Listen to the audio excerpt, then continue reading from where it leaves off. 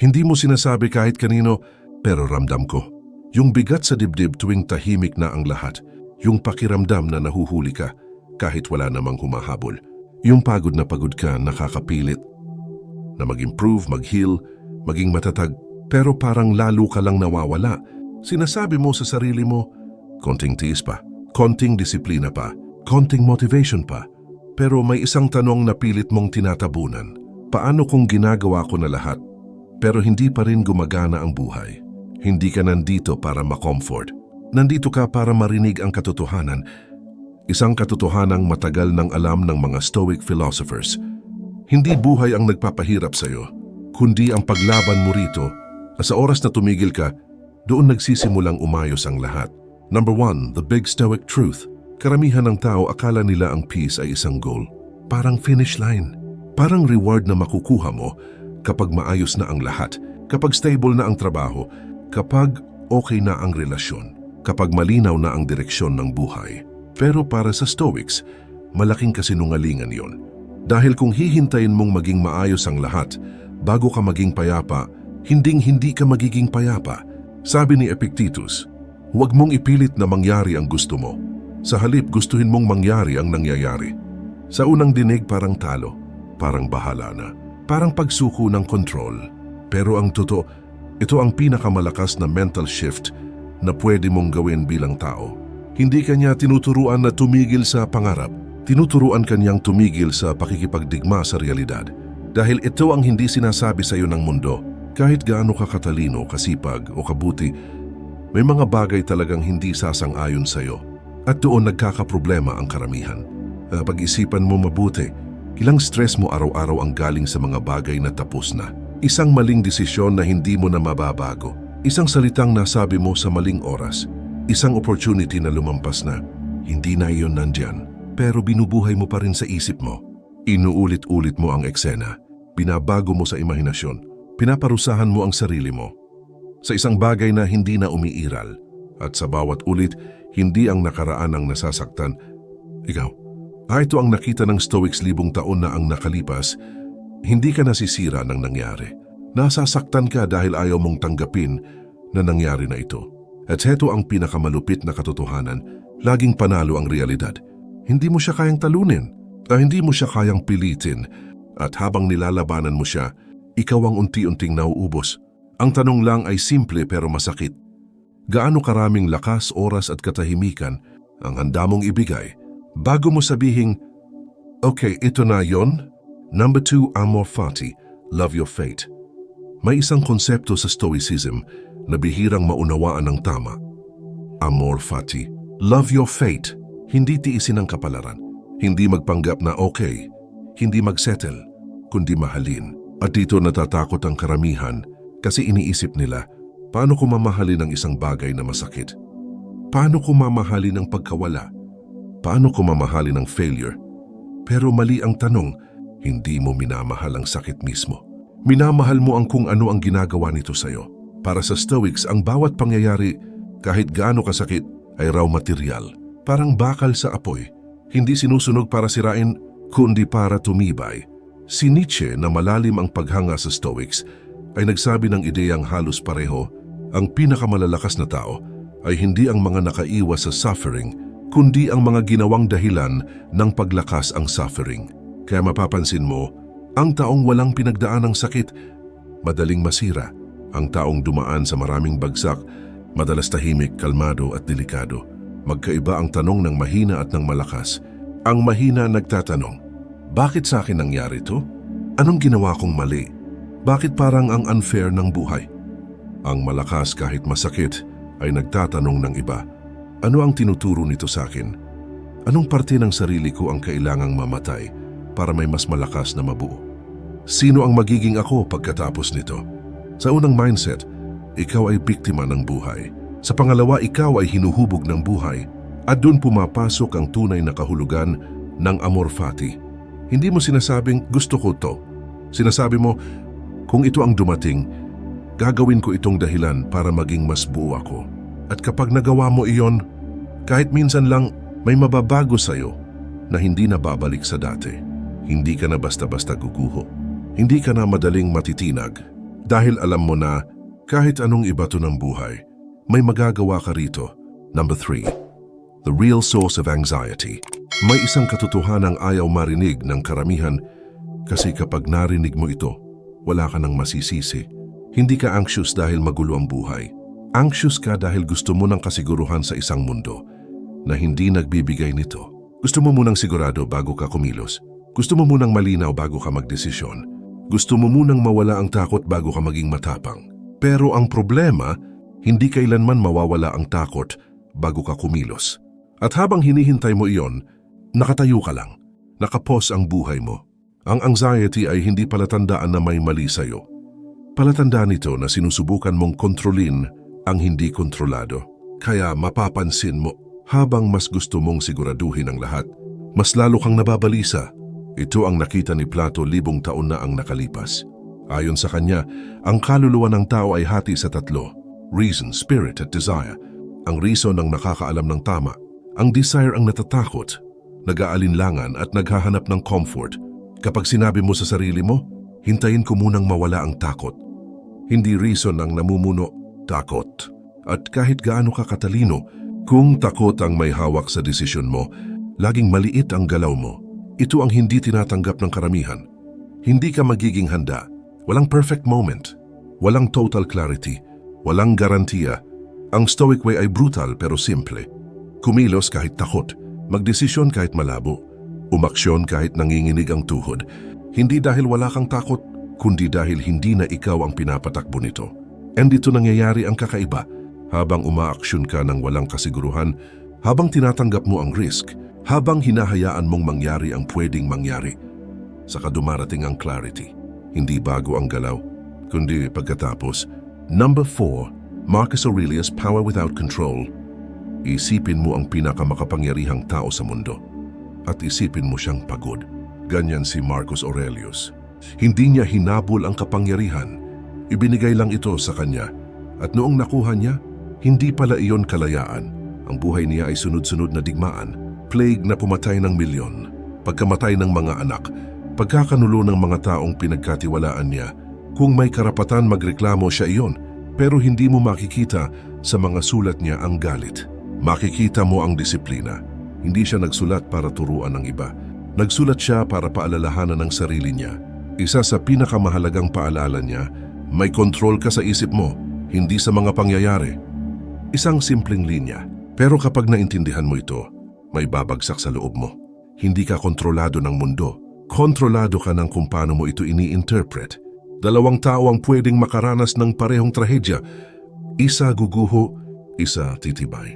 Hindi dahil magkaiba ang nangyari, kundi dahil magkaiba ang kahulugan na ibinigay nila rito. Dito naghihiwalay ang payapa at ang tahimik na nagdurusa. Ang tahimik na nagdurusa ay laging nagtatanong, bakit ganito? Bakit sa akin? Bakit hindi ko kontrolado? Ang Stoic ay nagtatanong ng mas maiksi pero mas malakas. Ano ang kontrolado ko ngayon? Hindi ang resulta, hindi ang opinyon ng iba, hindi ang mangyayari bukas, kundi ang isip mo, ang kilos mo, ang paninindigan mo sa gitna ng kaguluhan. At kapag naintindihan mo ito, may isang bagay na mawawala sa iyo. Ang pakiramdam na biktima ka ng buhay. Hindi dahil gumaan ang mundo, kundi dahil tumibay ka sa loob nito. Number 5. Modern Psychology and Stoicism. Ang Cognitive Behavioral Therapy, isa sa pinaka-epektibong therapy sa mundo ngayon, ay may isang pangunahing prinsipyo na maaring ikagulat mo. Hiniram lang ito sa mga Stoics.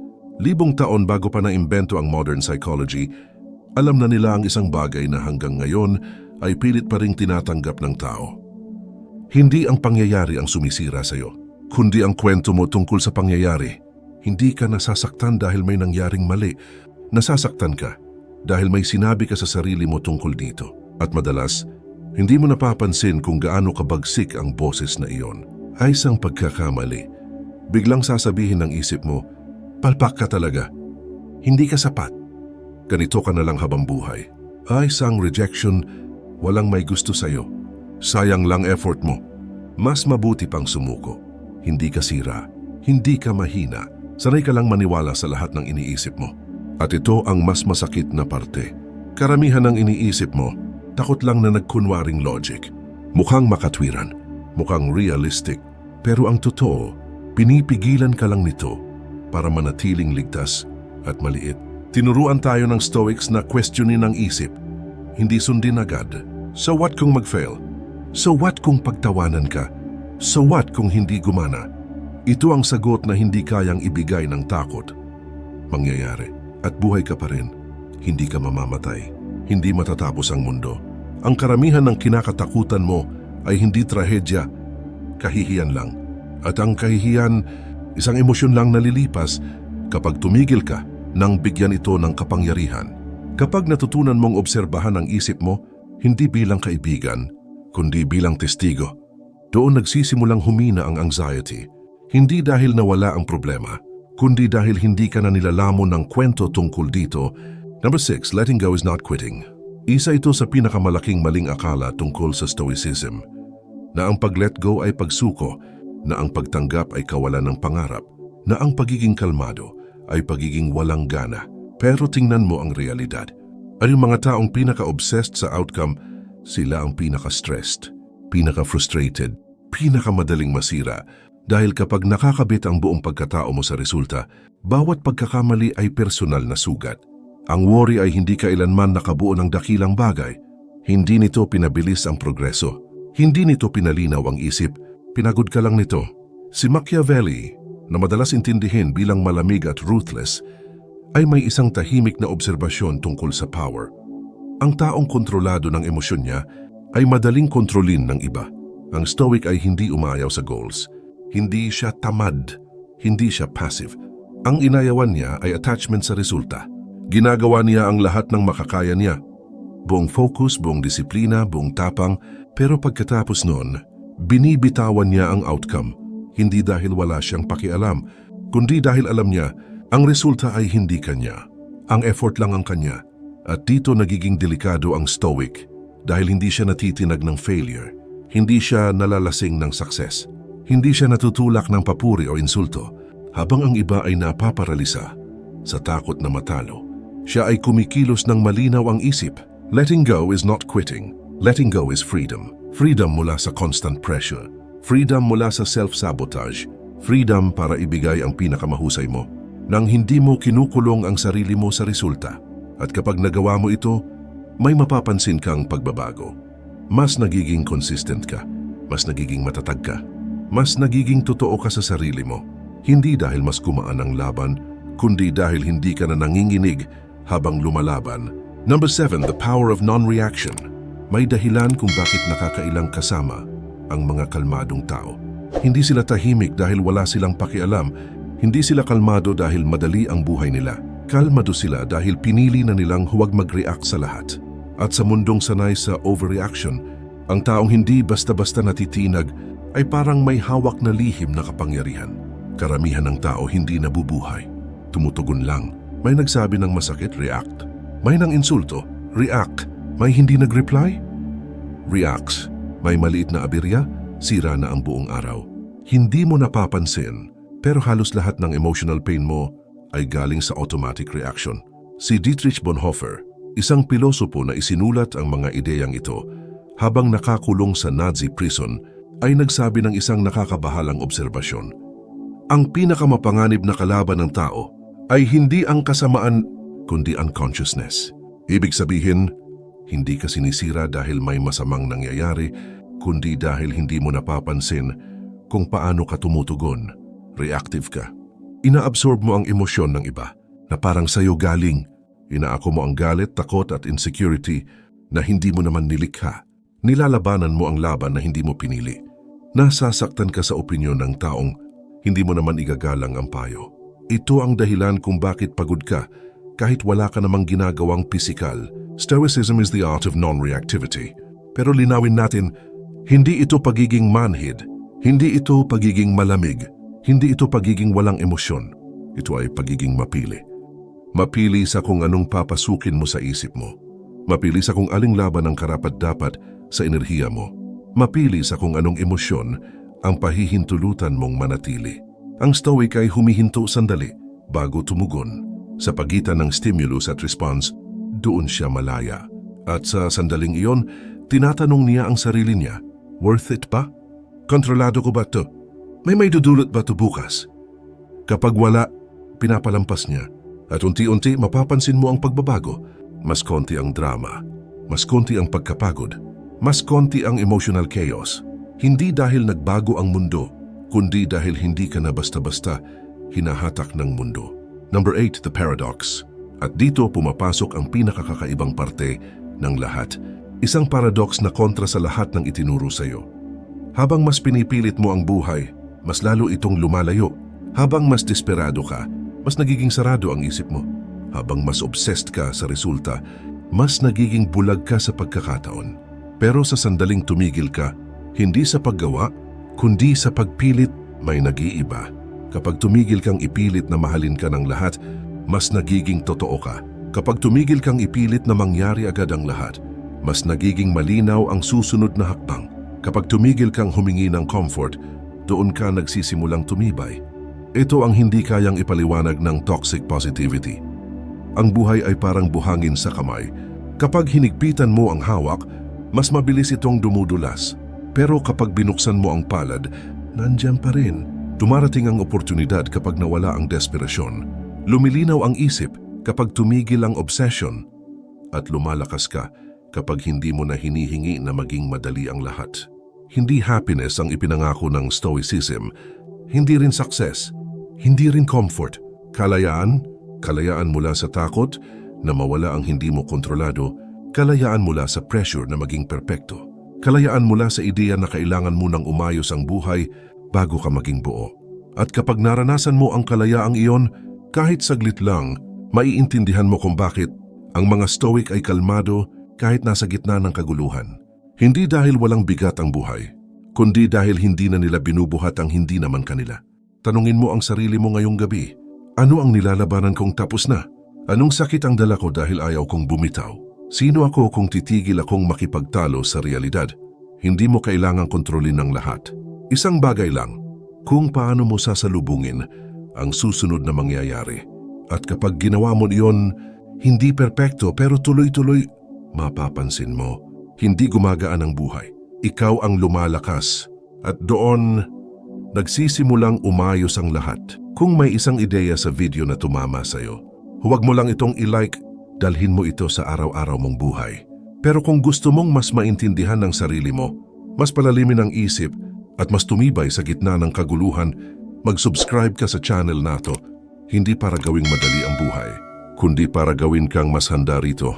At kung may isang tanong dito na ayaw katantanan hanggang ngayon, isulat mo sa comments. Minsan, ang unang hakbang sa lakas ay ang amining may tinamaan sa'yo. Hanggang sa susunod, manatiling tahimik, manatiling matibay,